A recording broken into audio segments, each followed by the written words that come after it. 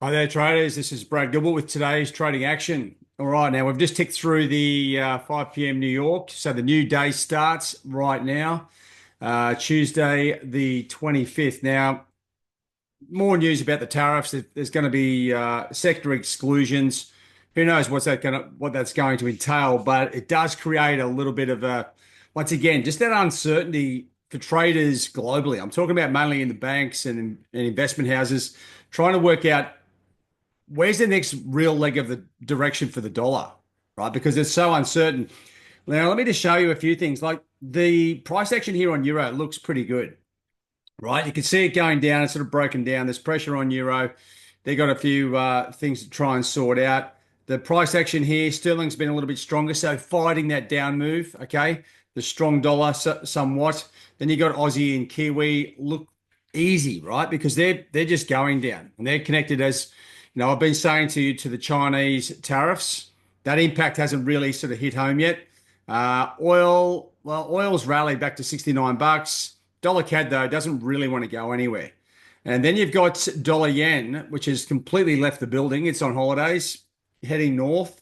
Dollar Swiss really grinding it out here, right? There's no sort of clear sort of movement here on dollar Swiss, and the dollar index, a bit of a mirror image of euro, right? So you look across the board at the start of the week, and this is what happens with this sort of geopolitical news. You start to see some like price action. You can see it on your charts where it does look complicated, right? And that's what you have to identify before you start trading. Okay. And you know what? Being able to recognize the market conditions and just having a look here, right? US Treasury yields are up. Okay. That's a strong dollar, which we did see the dollar index up. We've also seen a really good move on the equity markets up, right? So this is more like traditional markets back in the 90s where the dollar as a group would sort of all rally, and that's what we're sort of seeing at the moment. And it's a little bit tricky because it's different to what we're used to seeing, right? This whole profile, the market sentiment, you got to just think it. Well, overall, it's a strong dollar, right? No sort of risk on, risk off, whichever you might sort of think of it. Now, usually, if we have a strong dollar, okay, it would reflect in a risk off scenario, but that would usually mean equities would be going down as well, but they're not. So just understand there's a little bit of discombobulation here, whether it's related to the tariffs. I'm not exactly sure, but I can't really sort of, you know, I can't really define what is actually driving what at the moment. So let's just go through what we can do though is now the next live session in a couple of hours, I'll be going through the recap of last week's trading. Now this is going to be sort of really important for the those traders in the 10-week challenge. The aim is we can't turn around market conditions. And don't forget in the prep for the 10-week challenge, I was saying there's going to be at least 2 weeks of complete craziness in the markets, right? You factored that in. Then there's 4 weeks of just average conditions, and then 4 weeks of good conditions. We're in that stage where it's a little bit loopy. We don't know what's going on. Doesn't mean we switch off. We just recognize what's going on and then try and identify it. And the best way to do that is have a look at last week's trading. What was good? What was bad? And what could we do better? Right? That is a huge step into, you know, dealing with odd market conditions and really identifying the best trading opportunities. So make sure you switch into that. Now, currencies in the zone at the moment, still Aussie and Kiwi. As I was just sort of highlighting there, they are, pronounced just in downtrends at the moment. Now, dollar Swiss, I was saying it's sort of stalled, but it is, you know what? It's just above the bull bear pivot line on the hourlies and the dailies. So, for all intensive purposes, it's the $1 pair that hasn't actually shot up yet. Maybe it's just holding back at the moment. So just keep that in mind as well. And the next live trading session, obviously Wednesday, UK CPI numbers. So that's where we are at the moment. If I just come through prime time analysis, you can get a bit more of an overlook or detailed overview of what is going on. Like these two bad boys here, sterling and euro, right? They correlate 99% of the time, just out of whack, short term and long term, right? This is why we're not sort of seeing any major movement either way. It's because the charts are out of whack. And that's the same for a lot of these pairs. So really, if you are looking for an opportunity and you're really jumping out of your skin, look for Aussie and Kiwi and or dollar Swiss. I'd probably say Aussie and Kiwi a little bit more. And it's not often I sort of say go to those two pairs, but they're the only ones that sort of like technically are bearish, right?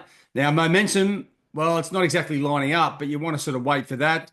Ideally, you know what we need? We need some economic numbers to really flush things out, right? And that would sort of give us some sort of level of momentum and something to work with as we go forward. But you look at the schedule coming up. If I just take off, so they're not rated and the low impacting events, then you sort of see there's not a lot coming out just at the moment. The week really starts on Wednesday.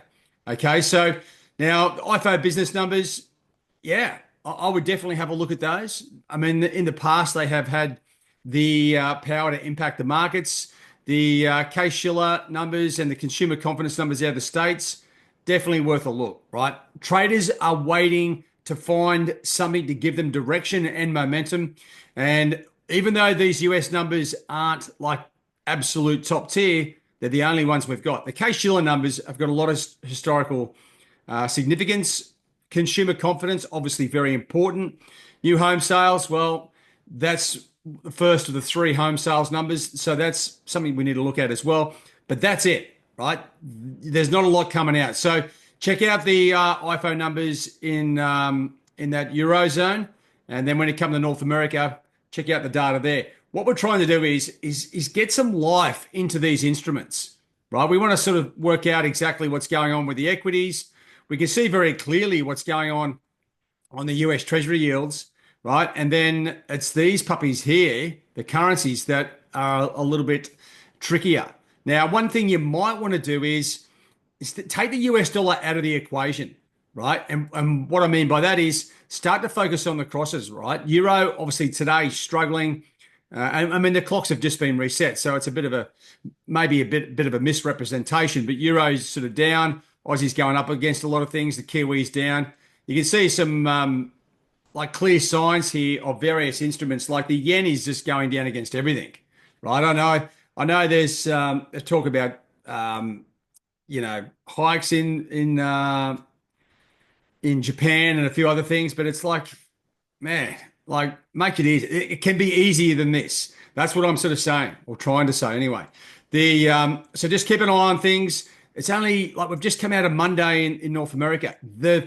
The landscape here can change very quickly, right? So don't get disillusioned. It is the last week of the month.